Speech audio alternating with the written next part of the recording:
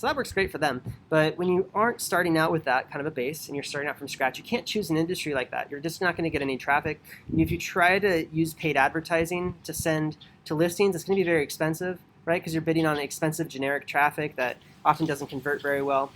Even branded traffic and stuff like that, you have to pay more for. And of course, even if it did convert, you're not making much per sale. Cost per clicks are pretty high. If your website doesn't convert super fast, then you might have a tough time becoming profitable.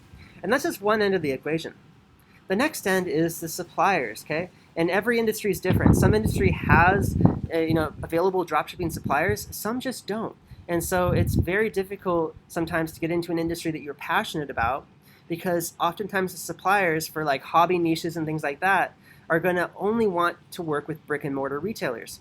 They want you to buy their products up front. They want you to stock the products, right, and then sell them, and sell them in person or ship them out, whatever you want to do. But that's who they want to work with. They want to work with a retailer base that's brick and mortar. And you got to ask yourself why.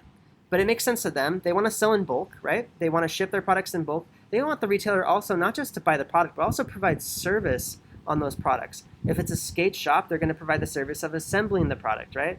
And by the skate shop assembling a product for someone who's a beginner, they're going to ensure the product was assembled correctly, so that person has a less of a chance of getting injured when they use that product, which is really key, because if that person just assembled the product themselves and they assembled it wrong, there's a big chance that they could get injured, and there's a high liability for the manufacturer at that point, because the manufacturer would have sold it directly or gone through a dropshipper who sold it, and there's liability involved.